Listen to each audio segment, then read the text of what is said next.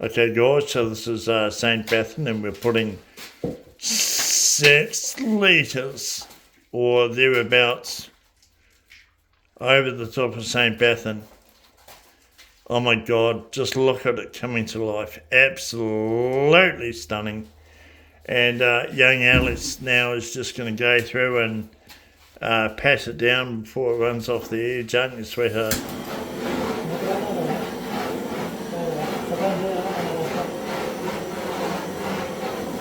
Well, he's just going over it now, dispersing those bubbles. That thins the resin down and also helps it to flow over the table. Look at this, guys, absolutely stunning. You can see all the chinks of gold on the table coming out now. She is absolutely beautiful.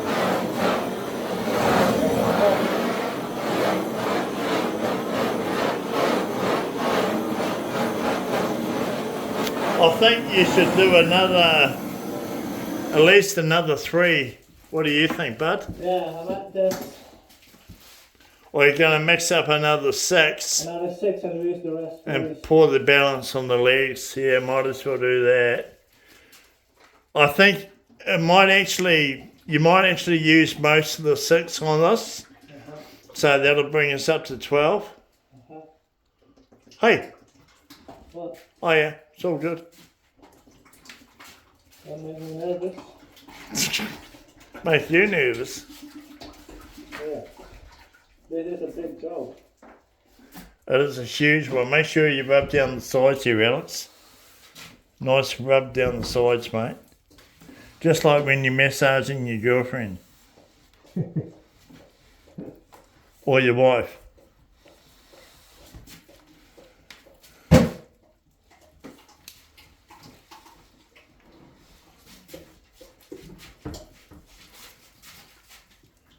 Doing a wonderful job there, Alex.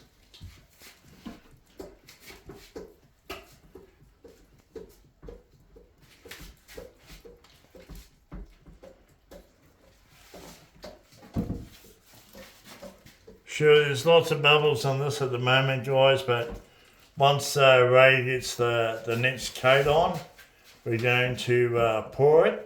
Now, I've said this to a lot of my clients, when you go to pour ultra fast on a tabletop, seriously, like there's 3 of us in this resin room in case we're all needed, but you want to have a very minimum of 2 people when you're doing a big pour. The reason for that is you want to get the resin spread out as quickly as you can over the whole surface of the table. And you really concentrate on the detail now, you know. So like you do all your prep work, you get the table all sanded back, all the pinholes, everything taken care of, and then you come in and then you do your final coat on top. Really want to have a couple of guys on standby because, like I said, this stuff goes off really, really, really fast. And you've got to work very, very fast. And sometimes if there's only one of you, like one of my clients has shown me today, he slightly preheated the resin, which isn't a big issue. I mean, like the resin room here is currently sitting about 25 Celsius. So the resin's been sitting in here for like 36 hours. So the resin's going to be really, really warm anyway. And the table's been heated as well. So table's been sitting in 25 Celsius for the last 2 days, and to just bring up the temperature of the table so you're not having hot resin going onto an ice cold table. You want your hot resin to be going onto a fairly warm table. Alex is just going around the outside edge now and creating the slip layer. So what the slip layer does, by rubbing resin over the outside edge, that allows for the resin that's on top, that is flowing off the top of the table, to just sheet down the sides. Now if it doesn't sheet down the sides and you just leave it dry, you get all these yucky yucky dribble lines, and they can be really problematic to get out. So Ray's just coming through now, giving it a real good deep pour. No expenses spared when we do our tables, guys, you know, like we just go all out. If you're making tables yourself at home, and if it's a home and you want to keep it a bit tight, yeah, that's fine, you can do that. But if you're making tables and you're going for the best possible look, just put on extra product. It's a bit more money, you're going to get it back at the end of the day. Hey, Alex. Cheers, brother.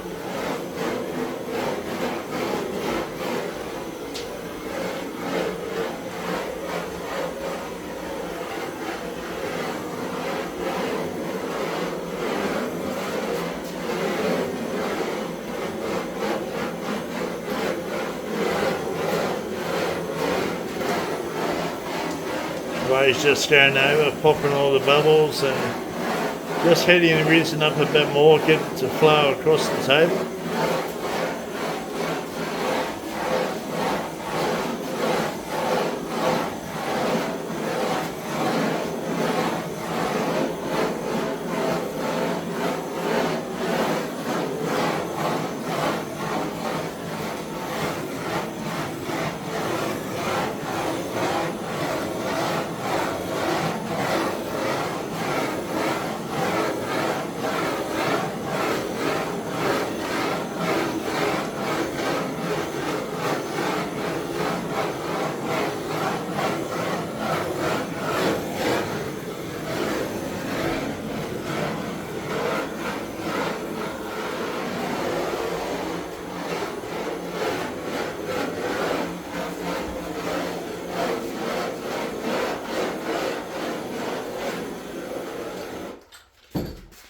Yeah, it needs a fair bit more on there, Alex.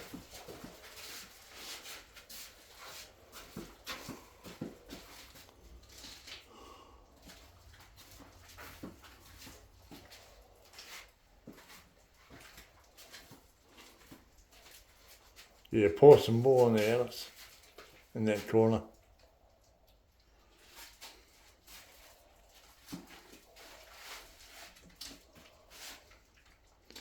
You need a hand, Ray, or are you sweet? Yeah, right.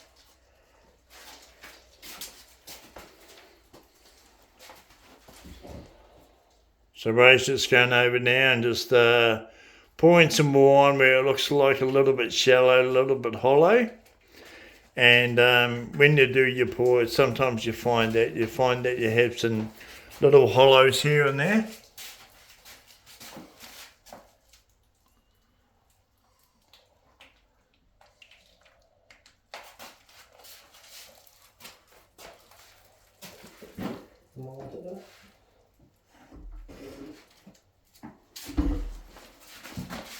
It's coming through and putting a coat on the legs now. These are the legs for the bench seats.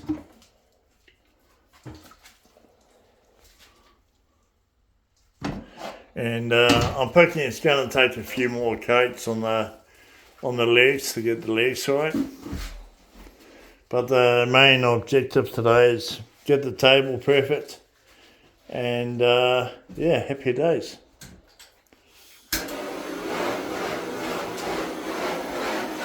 Alex is just going through, massaging it over the legs and over the shapes on the side, and then Ray will come by with the gas, and we'll just gas these off. And gassing it off thins out the resin, disperses all the bubbles,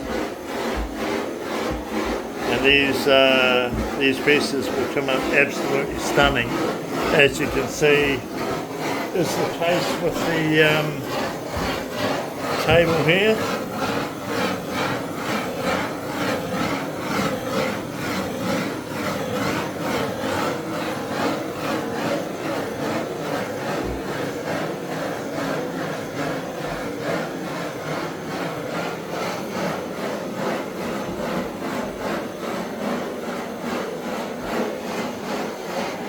Once the resin's poured out over the table, you can't do this enough. You can't do it too much. You just got to keep going over it. Keep applying the gas. And then once Ray's happy and got all the top done, he'll come around and he'll gas the sides as well. Key things when you're doing this, guys, is 100% dust free. This room has got ports in it for air in and air out. It's got dehumidifier, keep the humidity low, and we use panel headers in here to keep it warm instead of a fan. Problems with fans, fans will just blow dust and micro dust in the air around the room. You don't want to be doing that. You just want a really sterile room, and that's why we use this room only for finishing. This is where all the finishing work gets done, so everything comes up 100% perfect.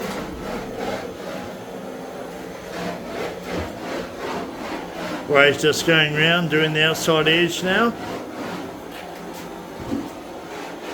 And just checking underneath and make sure it's sheeting off really well.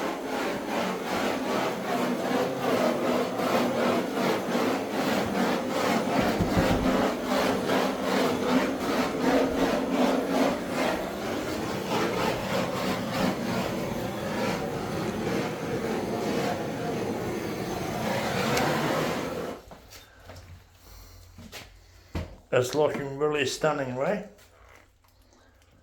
As you can see, guys, the edge is absolutely stunning. Resin sheeting off very, very well. Looking across the top, absolutely perfect. Got to be very careful with sweat as well. So if you're starting to get a bit hot, you're starting to sweat, make sure you're not leaning over the table. A lot of people, they start to sweat and they lean over the table to look at something, drop some water into it, and yeah, that's just a total disaster. So I'll come back, we'll do a bit more video on this once it's all starting to cure up. But this is going to be a few days, and then we'll come back and do a final video of how the St. Bethan table is looking.